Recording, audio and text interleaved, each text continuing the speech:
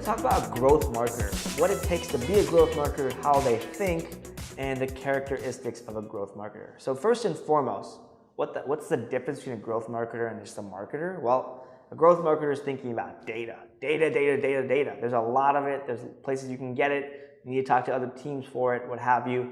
Number two is the full funnel. A growth marketer is actually looking at the full funnel from visitor, or even kind of hearing about your brand, to a customer, or to where they churn.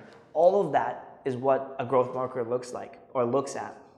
And lastly, a growth marketer needs to understand product and how to do product marketing. So having that product knowledge and product management knowledge is actually a very, very important skill. And that's the one big thing that can separate you from a top of the funnel demand gen guy to a growth marketing fiend. All right, now let's talk about characteristics of growth marketer. First and foremost, the biggest thing you can do as a growth marketer is to create a wow experience for your customers, for your potential customers, or for your leads. That wow experience can create a ripple effect and generate tons of word of mouth of growth. It's also known as the aha when somebody signs up. It's also known as activation for SaaS. But wow doesn't actually have to happen on your website. A wow can happen on social media. You know, Drift, when you sign up for Drift, they tag you on social media and thank you for signing up, and they send you a little gift. I thought that was funny. That could be a wow experience. So that's almost like customer success's role, but it's something marketers or growth marketers should be thinking about. Number two, be prepared to fail fast. Be prepared to execute fast, but be prepared to fail fast. That means all of your ideas are probably going to be dirty. They're going to be quick and dirty. They're going to be 80% of what they need to look like in a final product, but that's okay because you know you're going to fail, and you're going to fail fast, and you're going to learn. The next thing is to measure everything. Yes, you really have maybe one North Star metric, but at the end of the day, you need to measure all the things in between, all the input metrics, right? How do you know things are working or you're going in the right direction? And on that note, number four is to focus on those metrics that matter. Like, you're not going to be able to really move the needle on everything. So focus on the metrics that matter. You want to increase your conversion rate? Focus on your activation rate. It's that simple. If you focus on it, you'll have a good chance of improving it. Number five is to be agile. A growth marketer is going to be thrown into a big team or a situation they may not be familiar with, or a company they may not be familiar with, but you're going to have to figure out the ropes and quickly learn how to do things. And the way you would do growth for one company here will be completely different than another company. Just know that going in, and be prepared to find those quick wins, to find the big things, the big rocks you need to move up that mountain and start to chip away at growth. Number six is to optimize for the full funnel.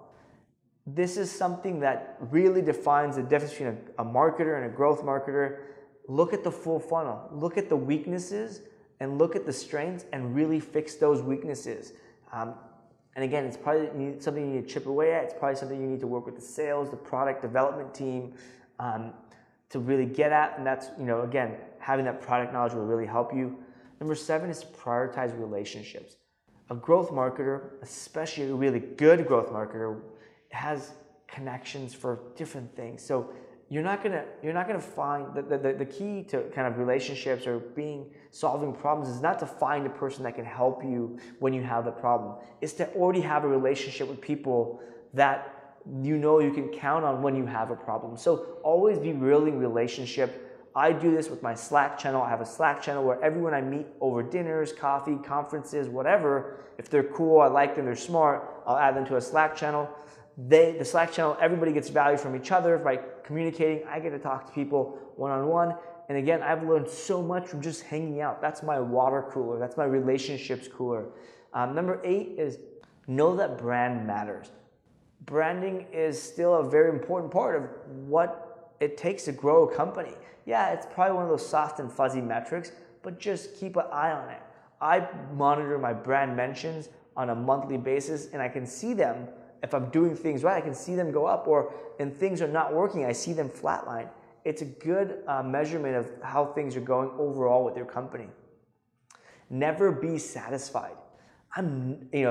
always be hungry. I'm never satisfied with my growth. I have a list of things I want to get done, of things that can move the needle, and just going through them step by step. So if you want to be a growth marketer, focus on that hunger, that desire to always be better. And lastly, a great growth marketer is always doing more, is doing better than their competition. These days, competition is fierce.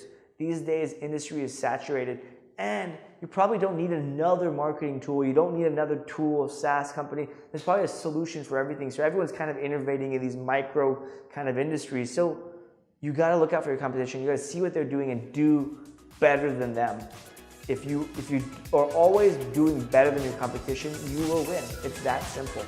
All right, guys, if you have any questions, if you have any things I missed, leave a comment below. Until next time.